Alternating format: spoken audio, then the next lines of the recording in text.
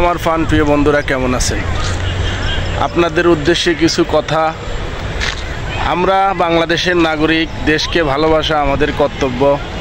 আমরা দেশকে ভালোবাসবো, দেশের সম্পদ নষ্ট করব না, দেশকে ভালোবেসে দেশের সম্পদকে রক্ষা করার চেষ্টা করব। তাই আপনাদেরকে বলবো, আপনারা দেশকে ভালোবাসেন যদি, তাহলে দেশের সম্পদ নষ্ট করবেন না।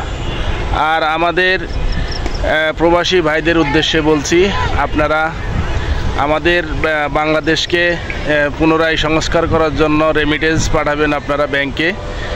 ইনশাল্লাহ আমরা এই রেমিটেন্স দিয়ে আমাদের বাংলাকে আমরা আবার সুন্দরভাবে সাজাবো। তাই বলবো আপনারা রেমিটেন্স পাঠাবেন ব্যাংকে। ইনশাল্লাহ আমরা এভাবে এগিয়ে যাব, বাংলাদেশকে অনেক দূর নিয়ে যাব। সবাই সবার পক্ষ থেকে এগিয়ে আসতে হবে, তাহলে এই সোনার বাংলা করা সম্ভব। এই নির্যাতিত মানুষদের পাশে দাঁড়াবেন, সব সময় সবাইকে ভালোবেসে কাছে টেনে নেবেন।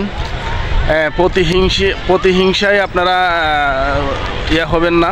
প্রতিহিংসা জিনিসটা খুব খারাপ জিনিস, কারণ প্রতিহিংসা সব সময় আপনাকে হিংস্রতা দিকে নিয়ে যাবে।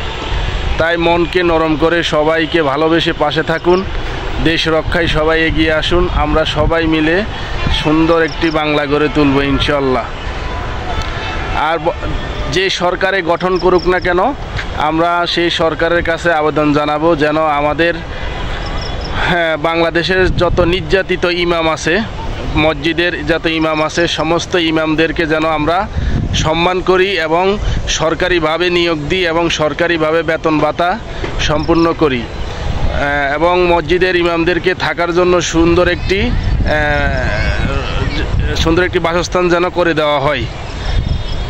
তাই বলবো, আমরা সবাই এই জিনিসটা আপনারা উত্থাপন করতে চাই যে বাংলাদেশের ইমামরা অনেক নির্যাতিত, কারণ ইমামদেরকে অনেক নির্যাতিত হতে হয়েছে বাংলাদেশে। তাদেরকে একটা বয়স হলে যেন একটা পেনশনের ব্যবস্থা করে দেওয়া হয়, সেই সরকারের কাছে আমরা আবেদন জানাবো ইনশাল্লাহ, যেন ইমামরা যেন নির্যাতিত না হয়। তো এভাবে আমরা সবাই মিলেমিশে একসাথে কাজ করে দেশকে এগিয়ে নিয়ে যাব। আপনারা সবাই দেশ রক্ষায় এগিয়ে আসবেন। কেউ আপনারা দেশের সরকারি সম্পদ নষ্ট করবেন না।